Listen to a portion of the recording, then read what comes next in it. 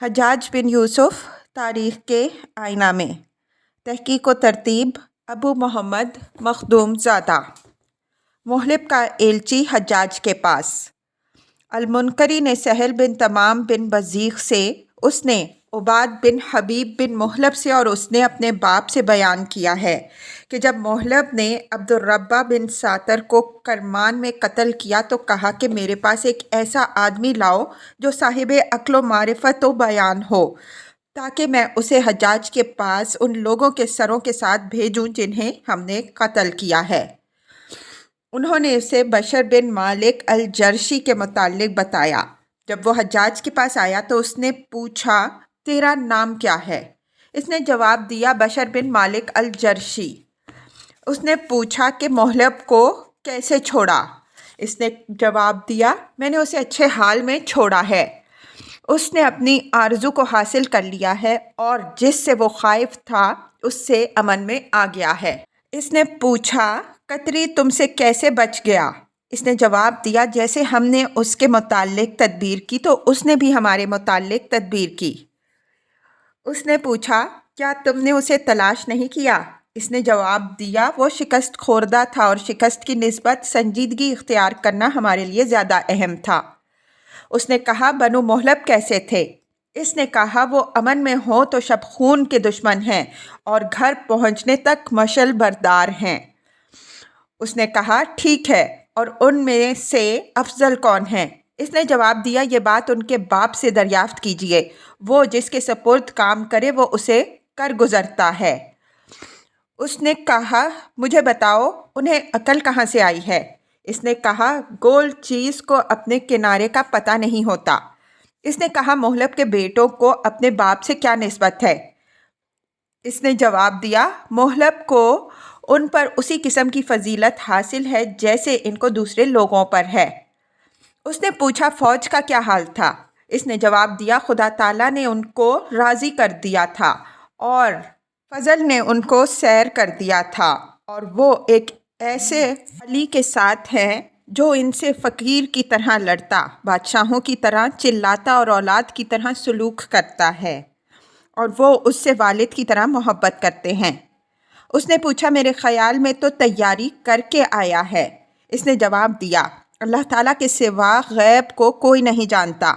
रावी बयान करता है कि फिर हज्जाज ने अम्बसा की तरफ मुतवज्जे होकर कहा, ये तबई कलाम है, मसनूई कलाम नहीं। खुरूज इब्न अल अशस। हज्जाज और अब्दुर्रहमान के दिल एक दूसरे से साफ ना थे। हज्जाज ने अब्दुर्रहमान को लिखा, ऐसा मालूम होता है कि तुम सुलह के ख्वाहिशमंद हो, रवादारी इख्तियार करके आराम उठाना चाहते हो। कमज़ोर और जलील दुश्मन से जिसने मुसलमानों के काबिल फ़ख्र लश्कर के साथ धोखा किया, नरमी बरतना चाहते हो। मुझे उसी वक्त इत्मीनान होगा जब तुम सिर्फ़ मेरी एक फ़ौज से उस दुश्मन का कामयाब मुकाबला करोगे। मैंने ये तो नहीं कहा कि तुम्हारी ये राय किसी बदनीयती पर मबनी है, लेकिन उसमें तुम्हारे इरादा की कमज़ोरी को ज़रूर दखल है। लिहाजा मैं तुम्हें जो हुक्म दे चुका हूँ उसकी तामील करो। दुश्मन के तमाम इलाकों पर कब्ज़ा कर लो, तमाम कलों को मुनहदिम कर दो, लड़ने वालों को कत्ल कर दो और उनके अहलो अयाल को गिरफ़्तार कर लो। इसके बाद ही दूसरा ख़त लिखा जिसका मफ़हूम ये था, अगर तुम मेरे हुक्म की तामील के लिए तैयार नहीं हो तो अपने भाई इसहाक इब्ने मोहम्मद के हक़ में दस्तबरदार हो जाओ। इब्नुल अशस के पास जब ये खतूत पहुँचे तो वो समझ गया कि हज्जाज का मकसद अपनी पुरानी दुश्मनी निकालना है। उसने अपने अहले लश्कर को जमा करके कहा, लोगों, मैंने जंग के मौखर करने के मुतालिक जो फ़ैसला किया है वो आपकी फ़लाह बहबूद को मद्देनज़र रखते हुए आपके अहले हल्लो अक़द की मंजूरी से किया है। अब हज्जाज का हुक्म ये आया है जो कुछ आपकी राय हो वो क्या किया जाए। ये सुनकर सब ने बैक आवाज़ कहा, हम उस खुदा के दुश्मन की बात ना मानेंगे। अबू तुफ़ैल आमिर बिन वासिला सहाबी रज़ी अल्लाह अन्हो ने फरमाया, हज्जाज इस मिसल पर गम कर रहा है कि अपने ग़ुलाम को लड़ाई पर भेजो اگر مر گیا تو بھی تمہارا فائدہ ہے اور اگر زندہ رہا تو بھی اسے تمہاری ذرہ برابر پرواہ نہیں، بس اپنے اعزاز و اکرام میں اضافہ مطلوب ہے۔ اس کے بعد سب نے مشورہ کر کے حجاج سے قطع تعلق کر لیا اور عبد الرحمن بن اشعث کو اپنا امیر منتخب کیا۔ عبد الرحمن بن اشعث نے بیعت امارت لے لینے کے بعد رتبیل سے اس شرط پر مصالحت کر لی کہ اگر وہ کامیاب ہوا تو رتبیل سے بھی کبھی خراج نہ لے گا اور اگر شکست کھائی تو رتبیل اس کی مدد کرے گا۔ ادھر سے مطمئن ہو کر ابن الاشعث حجاج کے مقابلے کے لیے عراق کی طرف روانہ ہو گیا۔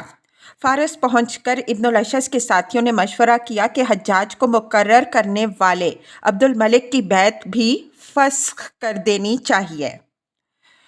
گزشتہ واقعات کی ایک دوسری روایت۔ نوٹ: اس روایت کو حجاج کے پہلے واقعات میں ہی سیٹ کریں۔ ایک دوسری روایت میں مذکور ہے کہ جب حجاج کوفہ آیا تو اس نے لوگوں سے اپنی تقریر کے دوران میں کہا کہ تم لوگ محلب کی فوج چھوڑ کر بھاگ آئے ہو، اس لیے میں حکم دیتا ہوں کہ آج سے تیسرے دن کی صبح کو ان کی فوج کا کوئی شخص یہاں نہ رہے۔ تیسرے دن ایک شخص لہو لہان حجاج کے پاس آیا۔ دریافت کرنے پر اس نے بتایا کہ میں نے امیر بن ضابی البرجمی کو حکم دیا تھا کہ تم اپنی فوج میں چلے جاؤ، مگر اس نے جواب دیا کہ اس نے مجھے مارا اور اس حکم کی تکذیب کی۔ حجاج نے عمیر کو بلایا۔ ایک ضعیف بوڑھا سامنے لایا گیا۔ حجاج نے دریافت کیا کہ تم کیوں اپنے فوجی مرکز سے بھاگ کر چلے آئے؟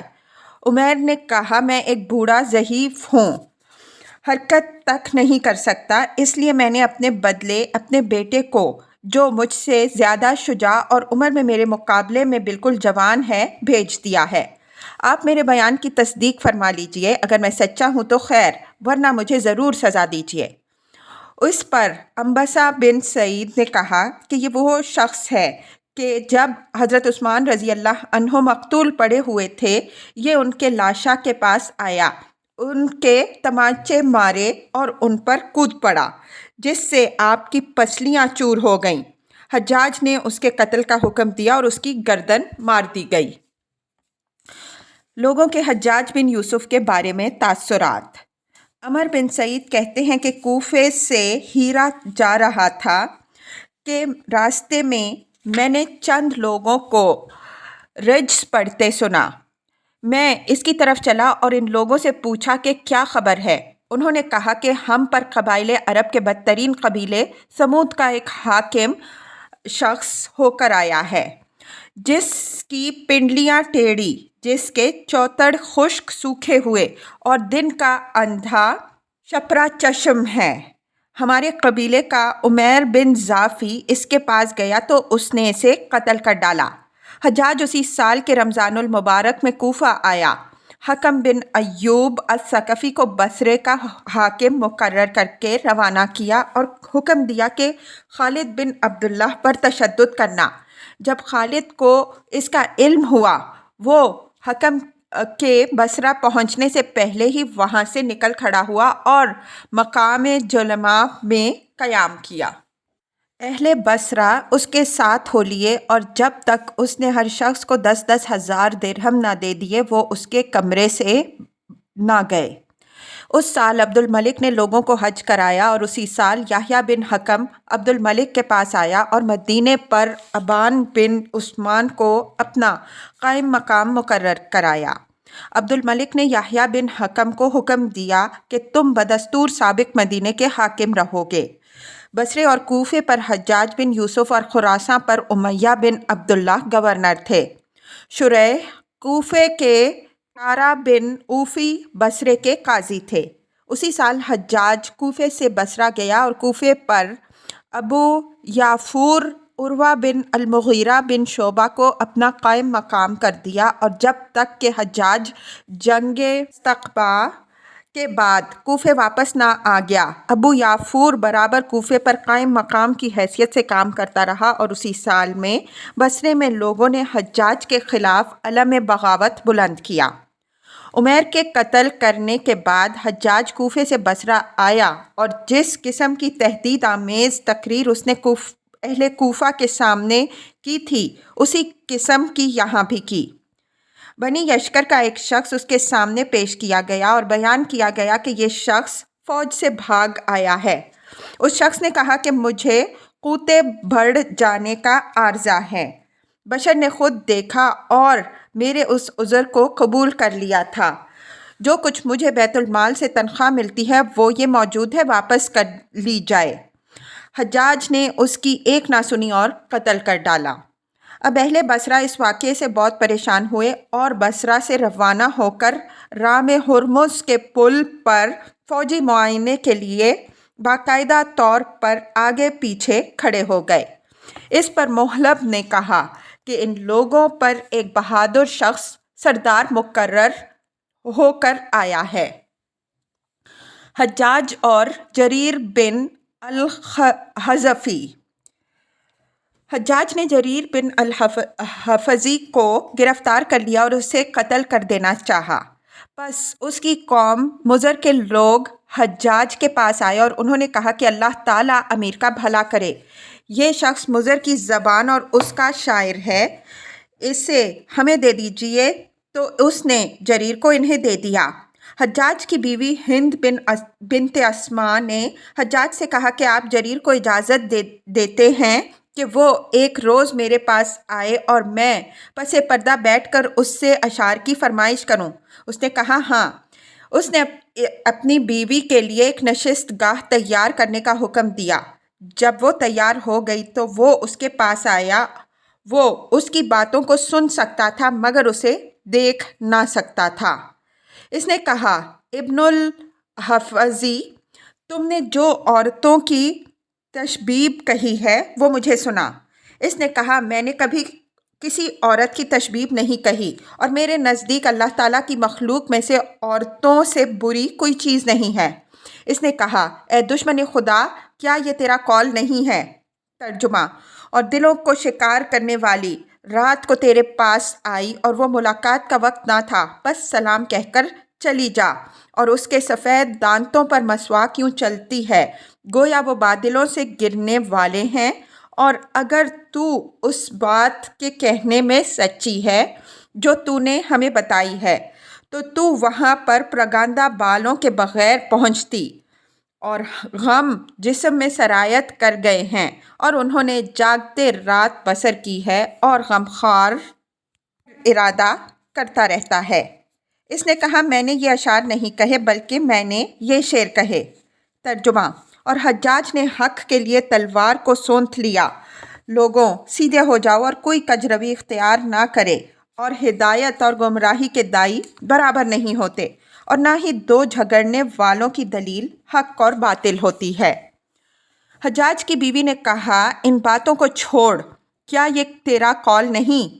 ترجمہ: اے میرے دو دوستوں، ہند کے بارے میں بکثرت آنسو بہاؤ۔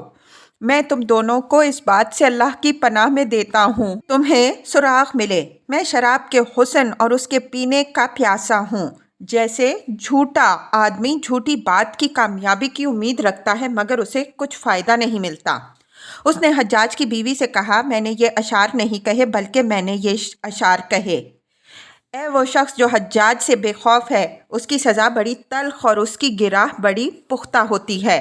ہر منافق تیرے بغض کو چھپائے پھرتا ہے جیسے ہر نیک تجھ پر مہربان ہے۔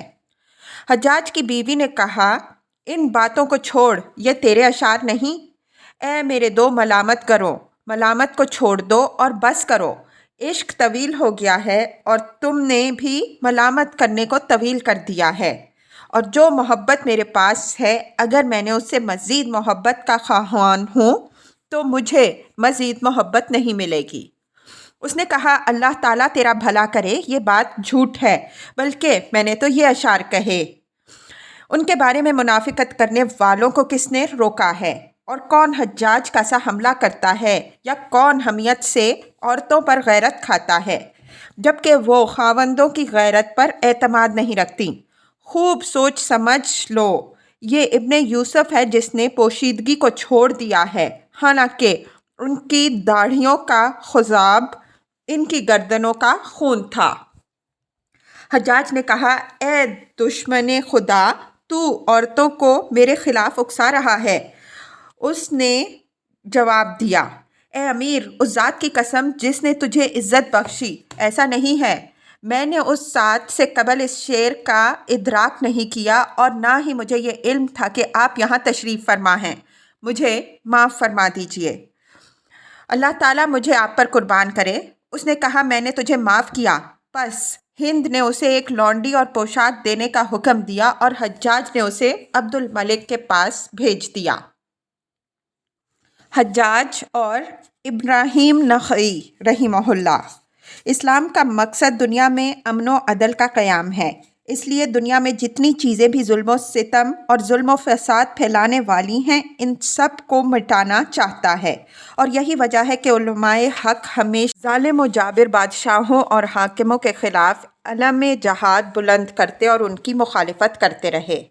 حضرت ابراہیم نخعی رحمہ اللہ میں بھی یہ صفت موجود تھی، مگر حکیمانہ و مشفقانہ انداز کے ساتھ۔ آپ کے سلاطین و امراء کے ساتھ دوستانہ تعلقات و مراسم بھی تھے، ان میں باہم ہدایہ و تحائف کا تبادلہ ہوا کرتا تھا۔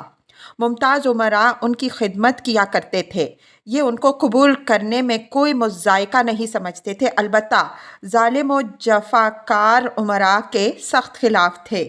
یہی وجہ ہے کہ حجاج میں اور ان میں نہیں بنتی تھی۔ آپ اسے بہت برا بھلا کہا کرتے تھے، بعض اوقات اس پر لعنت بھی بھیجتے تھے۔ ایک مرتبہ ایک شخص نے حجاج اور اس جیسے ظالموں پر لعنت بھیجنے کے بارے میں سوال کیا تو آپ نے جواب دیا، خود اللہ تعالیٰ قرآن پاک میں فرماتا ہے، الا لعنت اللہ علی الظالمین، خبردار ہو جاؤ، اللہ ظالموں پر لعنت کرتا ہے۔ مطلب یہ ہے کہ ظالموں پر لعنت کرنا منافی اخلاق نہیں۔ حجاج کی موت پر آپ اس قدر خوش ہوئے، سجدے میں گر پڑے اور آنکھوں سے اشک مسرت رواں ہو گئے۔ ابن عون کہتے ہیں کہ سلاطین آپ کے پاس آیا کرتے تھے اور مسائل پوچھا کرتے تھے۔ زہیر الازدی کہتے ہیں کہ ابراہیم رحمہ اللہ حلوان میں میرے والد کے پاس آئے، انہوں نے قیمتی نفیس کپڑے، چادریں اور 1000 درہم بطور ہدیہ پیش کیا، آپ نے قبول فرما لیے۔ نعیم بن ابی ہند نے ایک مٹکا طلا آپ کو بطور ہدیہ پیش کیا، آپ نے اسے بھی قبول کیا، اس کو بڑا میٹھا پایا اور اس کو پکوا کر بیز بنوا لیا۔ آپ اس بات کو ناپسند کرتے تھے کہ کسی کو کوئی چیز ہدیتاً یا تحفتاً دی جائے اور وہ اس کو لینے سے انکار کر دے۔ جب آپ سے پوچھا جاتا آپ نے کیسے صبح کی، فرماتے اللہ کی نعمت سے۔ حماد بن ابی سفیان کہتے ہیں کہ ابراہیم نخعی رحمہ اللہ چند لوگوں پر گزرے، آپ نے ان کو سلام نہیں کیا، لوگوں کو ان کی یہ بات ناگوار گزری، آپ کو بھی اس کا احساس ہوا، پھر واپس آئے۔ لوگوں نے پوچھا، اے ابو عمران، آپ ہمارے پاس سے گزرے مگر سلام نہیں کیا، یہ کیا بات ہے؟ آپ نے فرمایا، میں نے تمہیں کچھ ایسے ناجائز اور ناگوار مشاغل میں دیکھا، اس لیے سلام نہیں کیا۔ آپ بڑے خوش ذوق اور خوش لباس تھے، رنگین اور بیش قیمت لباس پہنتے تھے، زعفرانی اور سرخ لباس استعمال کرنے میں بھی کوئی مضائقہ نہیں سمجھتے تھے۔ جانوں کے لباس میں سمور کی سنجاف لگی ہوئی ہوتی تھی، امامہ بھی باندھتے تھے، کبھی سمور کی ٹوپی بھی پہن لیتے تھے، لوہے کی انگوٹھی بھی پہنتے تھے، اس پر نقش تھا، باب اللہ و نحن لہ۔ امام شعرانی رحمہ اللہ کہتے ہیں کہ آپ اپنے آپ کو چھپانے کے لیے رنگین لباس پہنتے تھے۔ آپ کے حکیمانہ اقوال بہت سے ہیں، ان میں سے چند ایک پیش کیے جاتے ہیں۔ آپ فرماتے ہیں، نمبر 1، انسان 40 سال تک جس سیرت پر قائم رہے پھر وہ نہیں بدل سکتی۔ نمبر 2، ایمان کے بعد انسان کو سب سے بڑی دولت جو عطا کی گئی ہے وہ تکلیفوں پر صبر کرنا ہے، اسی لیے بیماری کا حال بیان کرنا بھی پسند نہ کرتے تھے۔ آپ فرمایا کرتے تھے کہ جب مریض سے اس کی حالت پوچھی جائے تو اس کو چاہیے کہ پہلے اچھا کہے، اس کے بعد اصل حالت بیان کرے، کیونکہ شکوہ غم صبر کے خلاف ہے۔ نمبر 3، انسان کے لیے یہ معصیت کافی ہے کہ لوگ دین یا دنیا کے معاملے میں اس پر انگشت نمائی کریں۔ نمبر 4، جو شخص علم کا ایک کلمہ بھی اس نیت سے منہ سے نکالتا ہے کہ اس سے لوگوں کو اپنی طرف مائل کرے تو وہ اس کے وسیلہ سے سیدھا جہنم میں گرتا ہے۔ نمبر 5، اگر میں اہل قبلہ میں سے کسی سے قتال کو حلال سمجھتا تو ان حبیشہ والوں سے قتال کرتا۔ وفات۔ ابن الحیم کہتے ہیں کہ آپ مریض تھے۔ میں آپ کے پاس عیادت کے لیے پہنچا تو آپ رو رہے تھے۔ میں نے عرض کیا آپ کیوں رو رہے ہیں؟ فرمایا میں دنیا کو چھوڑنے پر نہیں رو رہا بلکہ اپنی 2 لڑکیوں کی وجہ سے رو رہا ہوں۔ دوسرے دن میں پہنچا تو آپ کا انتقال ہو چکا تھا اور آپ کی زوجہ محترمہ رو رہی تھیں۔ ابن عون کہتے ہیں کہ جب ابراہیم نخعی نے وفات پائی تو ہم آپ کے گھر آئے۔ پوچھا آپ نے وصیت کیا کی ہے؟ کہا گیا کہ آپ نے وصیت کی ہے کہ میری قبر لحد والی بنائی جائے اور پختہ نہ کیا جائے۔ اگر تم 4 بھی میری میت کو اٹھانے والے ہو تو میری وجہ سے کسی 5ویں کو تکلیف نہ دی جائے۔ ابن عون کہتے ہیں کہ ہم نے آپ کو رات کے وقت دفن کیا۔ یہ کہتے ہیں کہ میں آپ کی وفات کے بعد امام شافعی رحمہ اللہ کے پاس آیا۔ آپ سے پوچھا کہ کیا تم ابراہیم نخعی رحمہ اللہ کے غسل و دفن میں شریک ہوئے؟ میں نے عرض کیا ہاں۔ یہ سن کر آپ نے فرمایا کہ ابراہیم نخعی رحمہ اللہ نے اپنے بعد ایک شخص عالم بھی اپنے جیسا نہیں چھوڑا، نہ کوفہ میں، نہ شام میں، نہ بصرہ میں اور نہ کوئی اور۔ ایک اور روایت میں ہے کہ اب حجاز میں بھی آپ جیسا کوئی نہ رہا۔ حجاج کی موت کے چند دن بعد آپ بیمار پڑے تھے۔ آخر دم تک نہایت مضطرب و بے قرار رہے۔ لوگوں نے اس کا سبب پوچھا تو فرمایا اس سے زیادہ خوف اور خطرہ کا وقت اور کون سا ہو سکتا ہے کہ خدا کا قاصد دوزخ یا جنت کا پیغام لے کر آئے۔ میں اس پیام کے مقابلے میں قیامت تک موجودہ صورت کا قائم رہنا پسند کرتا ہوں۔ اسی مرض میں آپ نے کوفے میں ولید بن عبد الملک کے زمانہ خلافت میں 49 یا 50 سال کی عمر میں 96 ہجری میں وفات پائی۔ حجاج اور ابراہیم التیمی رحمہ اللہ۔ ابراہیم رحمہ اللہ کا نام و نسب۔ نام ابراہیم، کنیت ابو اسماء، نسب نامہ یہ ہے: ابراہیم بن یزید بن شریک بن تیم الرباب تیمی۔ یہ بھی کوفہ کے عابد و زاہد تابعین میں سے تھے۔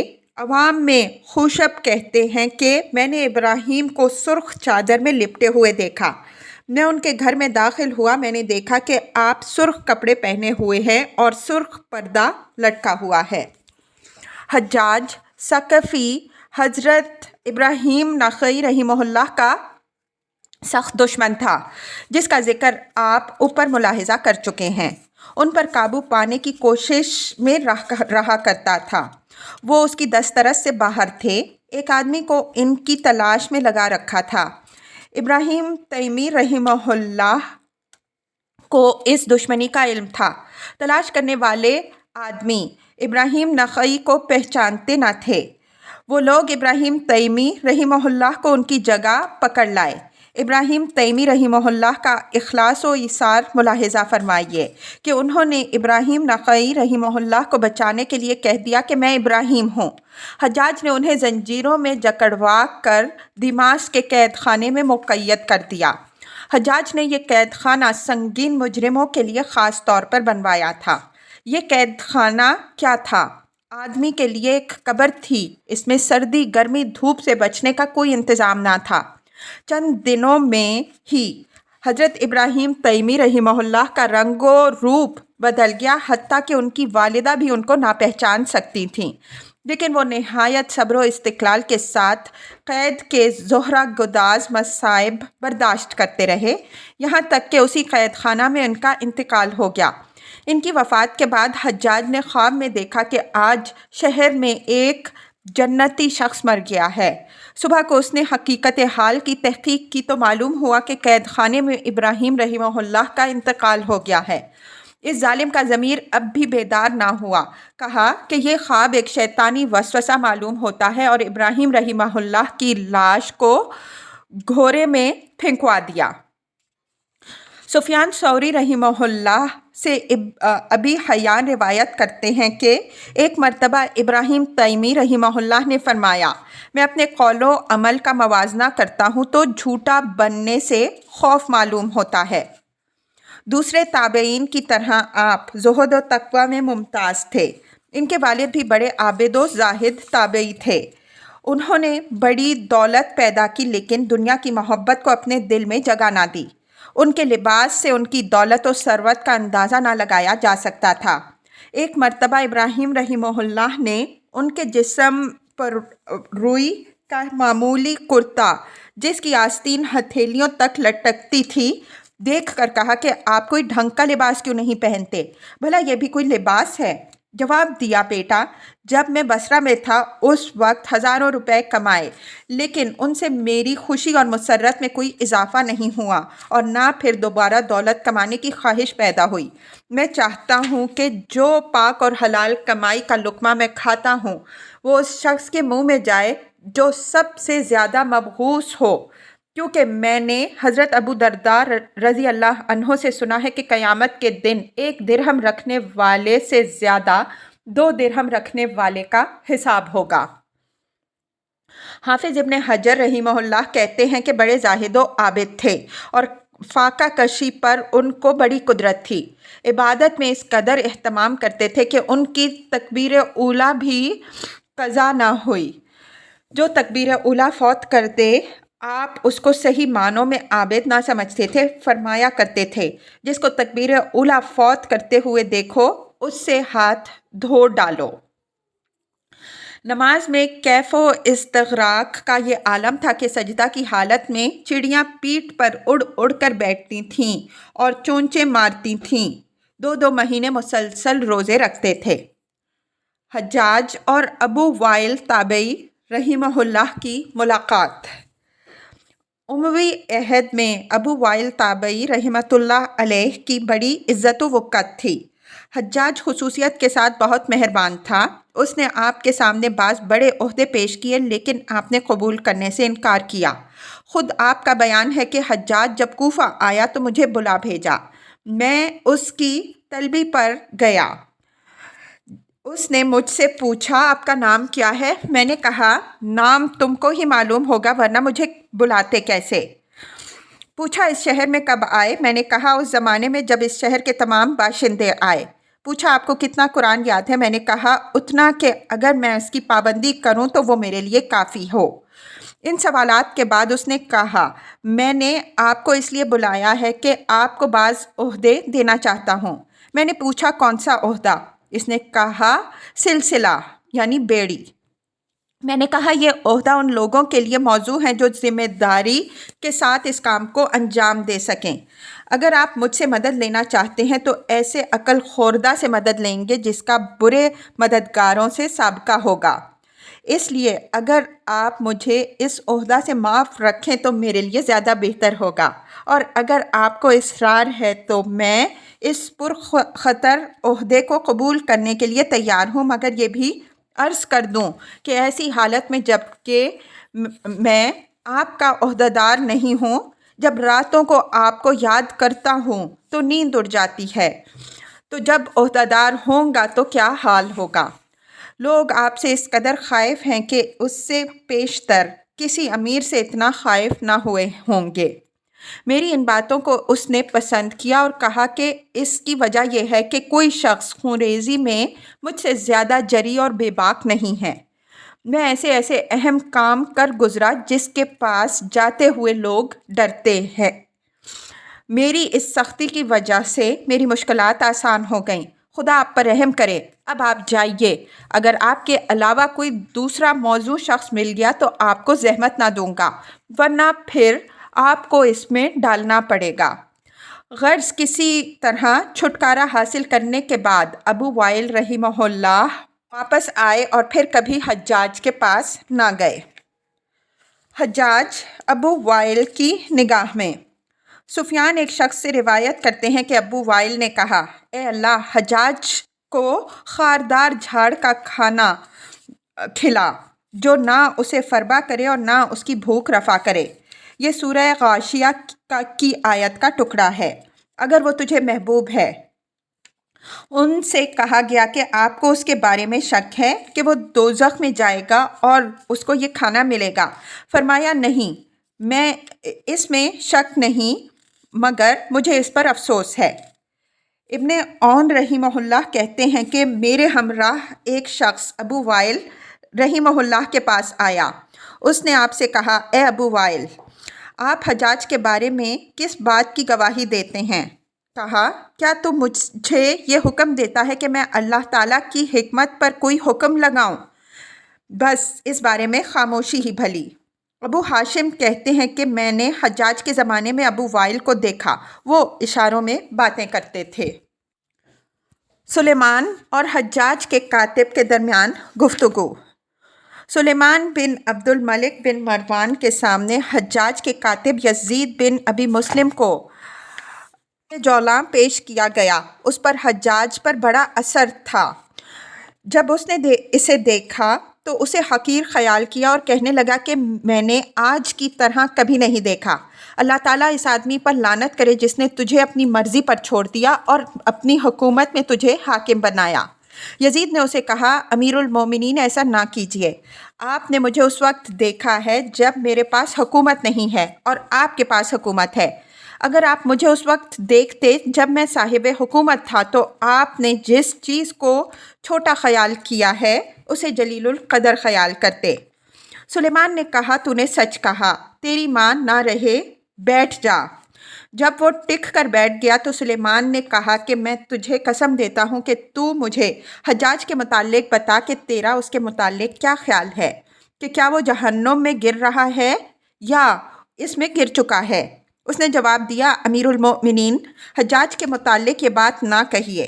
اس نے آپ کی خیرخواہی کی ہے، تمہارے خون کو گرنے سے بچایا ہے، تمہارے دوست کو امن دیا ہے اور تمہارے دشمن کو ڈرایا ہے۔ وہ قیامت کے روز تمہارے باپ عبد الملک کے دائیں ہاتھ اور تمہارے بھائی ولید کے بائیں ہاتھ پر ہوگا، بس آپ اسے جہاں رکھنا چاہتے ہیں رکھ دیں۔ تو سلیمان نے چیخ کر کہا، یہ مجھے اللہ کی لعنت کی طرف لے گیا ہے۔ پھر اس نے اپنے ہمنشینوں کی طرف متوجہ ہو کر کہا، اللہ اس کا برا کرے، اس نے اپنی اور اپنے دوست کی کیا شاندار ترتیب رکھی ہے اور اس نے اسے اچھا بدلہ دیا ہے، اسے آزاد کر دو۔ ختم شد۔